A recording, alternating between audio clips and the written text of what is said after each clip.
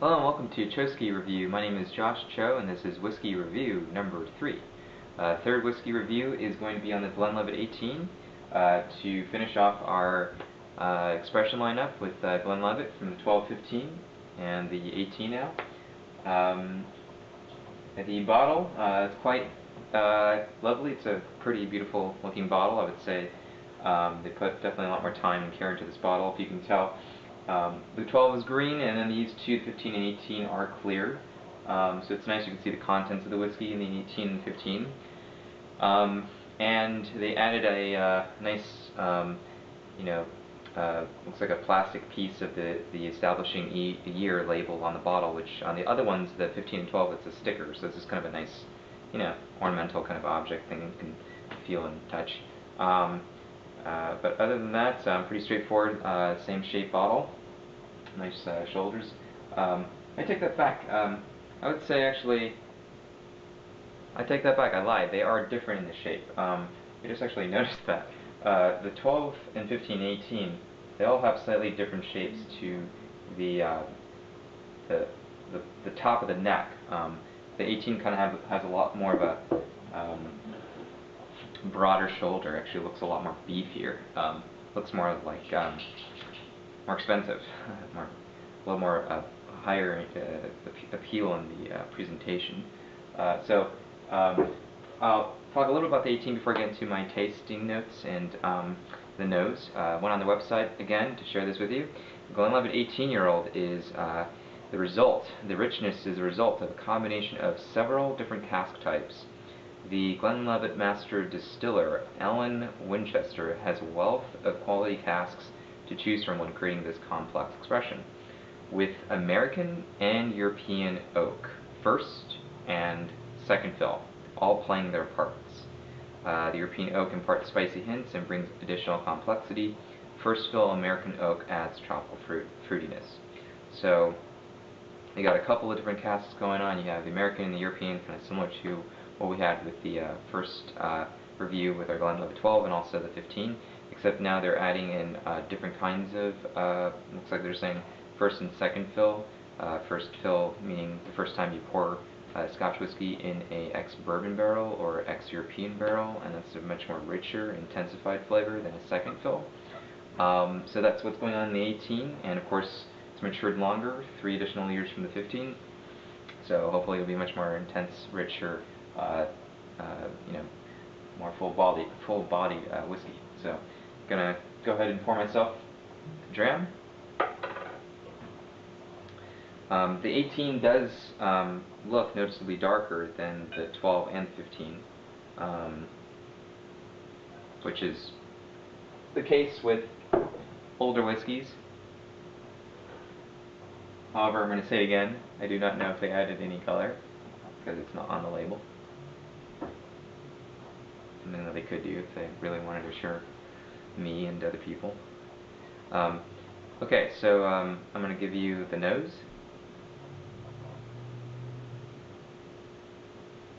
It's a really nice, rich smell, very intense, sweet.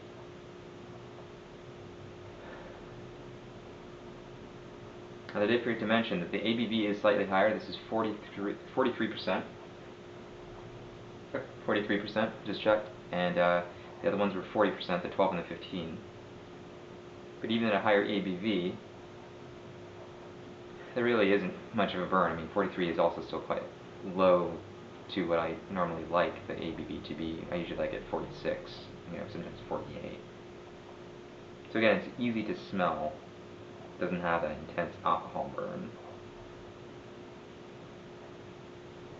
And it has kind of that profile that's kind of similar to the 15 and the 12. It has that kind of, sweetness, fresh fruit, kind of clean grassy note. But this is just, again, like the 15, it's like a richer kind of version of the 12 with a bit of this wine European kind of influence than the 12. And the 18 kind of has that, but it's like richer. It has like a much more richer plum, kind of, raisiny, darker fruit expression, smell than the 12 and the 15. trying to see what they mentioned, what the nose would be. On the website they say, rich fruit aromas and toffee notes. I definitely am getting the rich fruits. Toffee. Well, I would say yeah, because it has that rich kind of sweet dark sugar smell. It has that rich caramel. I would say toffee definitely is there. So again, like the 12 and 15, it has like that honey vanilla, but it's much more, it's much more intense. It's much more rich and deeper. It has a darker kind of note.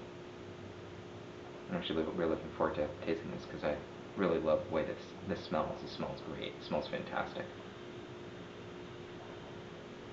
Okay, off to the taste.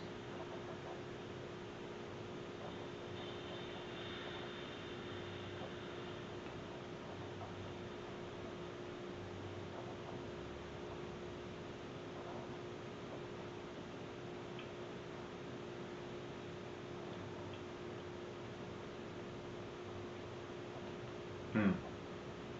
Wow. It's such a much more complex development than the 12 and the 15. I mean, I really like the 15. 15 is definitely a great whiskey. Because this is different. I think there's, you know, it's not overly complicated, but there definitely is some complexity to this because the development changes a little bit more as it goes from the beginning, middle to the end. And I would say the beginning has that fresh fruit sweetness, and it gets into the darker, sweeter notes towards the middle, and then it gets that spicy and then really nutty ending. It has this really quite lovely, uh, you know, nuttiness at the end. Really intense almonds and kind of, cashews and cinnamon. I definitely get the savory notes at the end. The cinnamon definitely comes out at the end.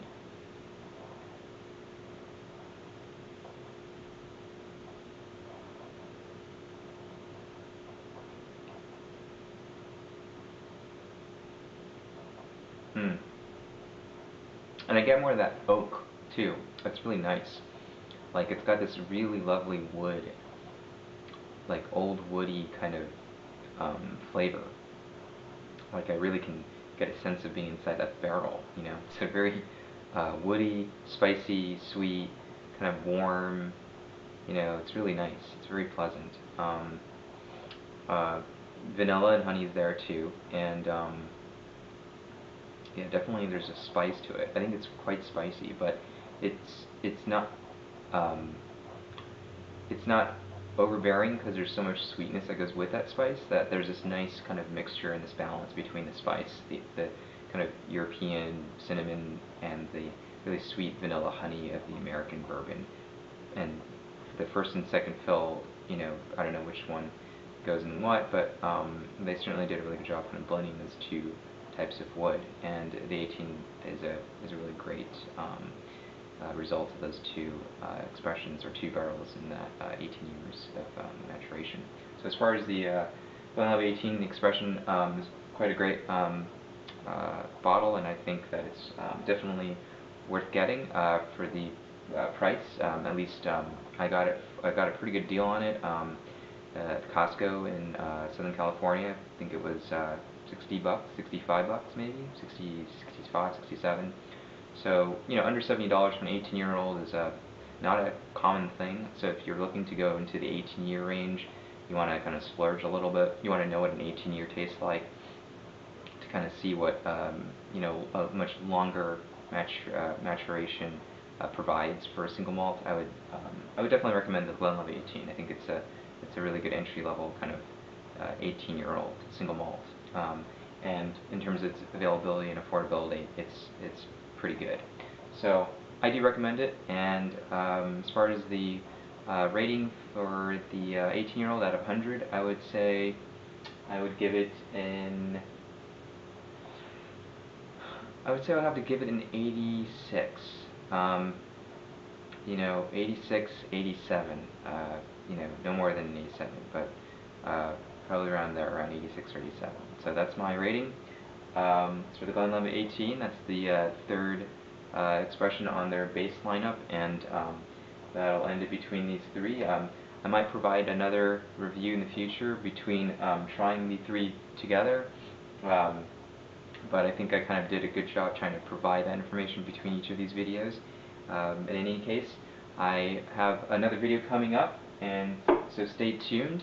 It will be on a Glenlivet, specially matured Glenlivet that you can't find at, directly through Glenlivet or on the website. It is a independent bottle of Glenlivet in first fill sherry, sherry oak, for a 18-year maturation. So it's a probably really very intensely sherried whiskey, but from the Glenlivet distillery, even though it's independent bottle. So hope you can watch that. That should be a pretty interesting review. And until then, thank you, and have a good whiskey adventures on trying out the Glenlivet. Okay.